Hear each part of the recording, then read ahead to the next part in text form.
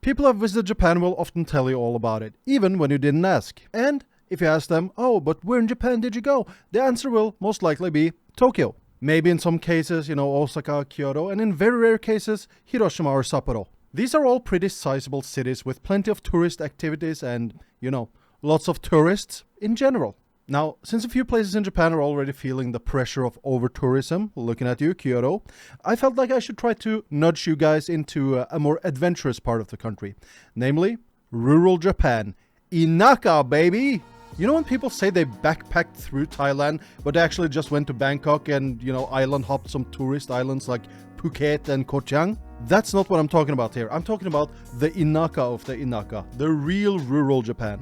What some people may call the real Japan. It might seem daunting at first, to give up the convenience of hopping onto a subway line that has a new train every 2 minutes into some foreigner-friendly bar where they definitely have an English menu because you researched that, didn't you little pussy boy?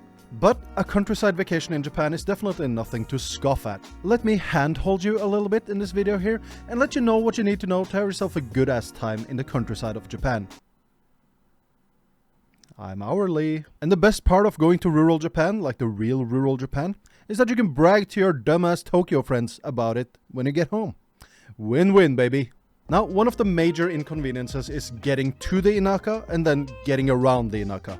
Of course, an Inaka holiday needs some more research and effort than your regular trip to Tokyo or Osaka, so it is what it is. You will most likely either land in Tokyo at Narita or Haneda, or at Kansai International Airport in Osaka, KIX. If you're coming from any Western country, it's very rare that you will land in Itami. That's mostly the international airport for, other Asian countries. But I'm just sitting here assuming that you're a Western person and welcome, hello. Domestic flights from your arrival airport will get you fast into whichever area that you decided to stay in. And from there you'll either use the local trains to some old school mini train station, use the local bus, or just hop into a taxi if you're feeling wealthy. I sure don't. But as always, getting around in countryside Japan is best enjoyed by just renting a car at the airport and get your ass behind the steering wheel and press the gas pedal and just go. If you feel like it's going to be scary to drive here, don't. It's the Inaka, it's the rural part of Japan. There's less people here than in the main cities. Driving around in any small Japanese town during rush hour has less traffic than the outskirts of Osaka at 3 a.m. on a weekday. Basically nothing. Don't worry about that. You should worry about getting your international driver's permit because, that's you're legally obligated to have that while you're driving in Japan. Unless you have a Japanese driver's license, in which case, why are you watching this particular video from me? Watch the other videos that are not like tourist focused, okay, please, thank you. Getting around by trains and buses, even in the most remote corners of Japan, is easy once you utilize Google and get all the timetables as well, even which platform to wait at and the name of the bus company. It's 2025, guys. Life is easy now. Life is easy. You don't have to buy a map and guess your way to where you're gonna go. Just pop Google up and there you go. Now that you've chosen your countryside location of choice and understand how to get there, you'll suddenly realize that, there aren't many hotels around. Of course, people who live in the countryside buy cheap houses and apartments to live in. Why would they need hotels anyways? Not like they're expecting a bunch of tourists, huh? Well, the best way is to find a room or a whole-ass house that you can rent through Airbnb. Not sponsored, by the way. I just use Airbnb every time I get visitors from home or family, friends, whatever. Use an Airbnb, share an apartment, share a house. It's really easy. And in most cases, you can even save money by having a whole house to yourself for a few days instead of a hotel. Of course, there's no room service or cleaning and stuff like that, but the Airbnb, they have more space for you there, so it's kind of worth it. And I gotta say, the last Airbnb I went to, they even had a Nintendo Switch and a projector screen. So, you can find pretty cool ones. If you really want the all meals included and, the cleaning and stuff, you can find old school ryokans as well, far into the Inaka. It's pretty cool. Everything is booked easily online, through an app or through a PC. Just remember to get your eSIM, by the way, Sakura Mobile affiliate link down there. Get your eSIM or your pocket Wi-Fi so you don't get stuck in the Inaka without any help. Because that would be awful. I'm not going to come pick you up. But in some cases, if you're renting in the deep Inaka, the house owner might, offer you a pickup service. I'll pick you up at the closest, train station to me. So, if you're taking the trains and you don't rent a car, that might be an option too. Just, chat with the person, chat with the people. They have automatic translations. You can write in English or whatever language you want. They will auto-translate it and then retranslate their Japanese into your language. It's so easy. 2025, baby. If you're going to the deep rural Japan, you can forget about your 3 a.m. Ichiran ramen around the corner. You will have to drive at least 20 minutes or more into the small town center to find any restaurants. And you can bet your ass they will close at a reasonable hour, 3 a.m. Even the kombinis in the Inaka, they close at 11 p.m. The 24-hour kombinis. There's no 24-hour kombinis here.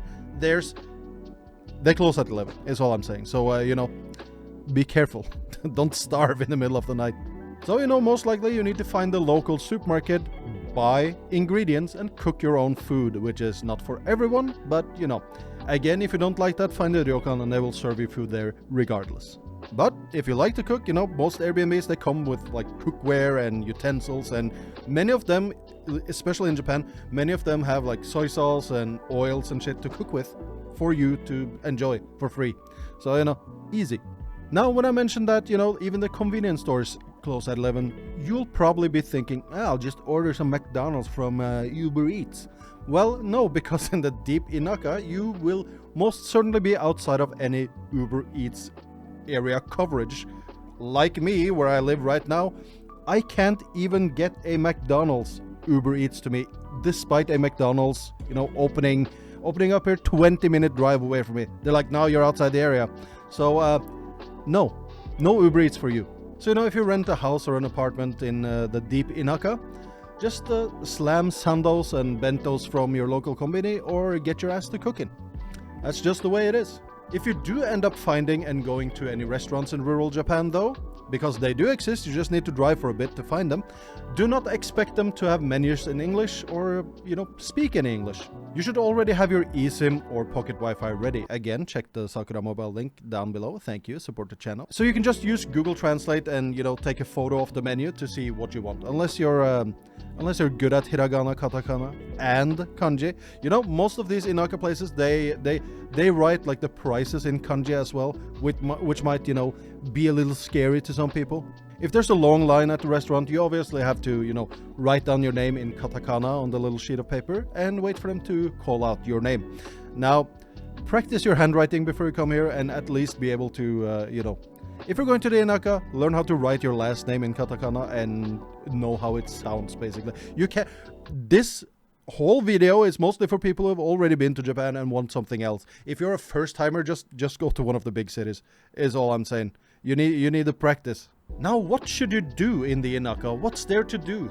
Well, I don't know, it's your holiday and you chose the place. I'm just letting you know what to expect from rural Japan and, in a general sense. But off the top of my head, walk around the local small hidden shrines, stumble upon a local festival, a matsuri. Drive around and find cool places that might have a matcha soft cream ice cream, get some roadside yakitori, sky's the limit.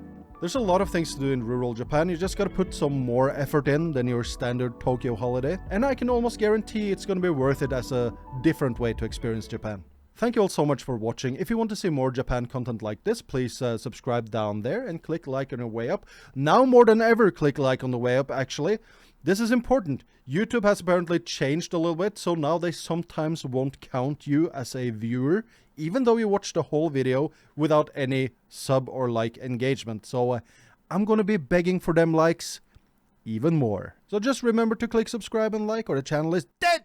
Check out the Patreon and YouTube memberships if you want to support the content directly. Now, there's not much you get there right now, aside from my unyielding gratefulness, but there will be exclusive content for paying members and patrons in the future. So I'm getting back on track with consistency with videos, and we're going to expand the channel. Website's coming out, and then exclusive content will start rolling. Rolling, baby. All right, guys. I'll see you in the next one. Okay, bye.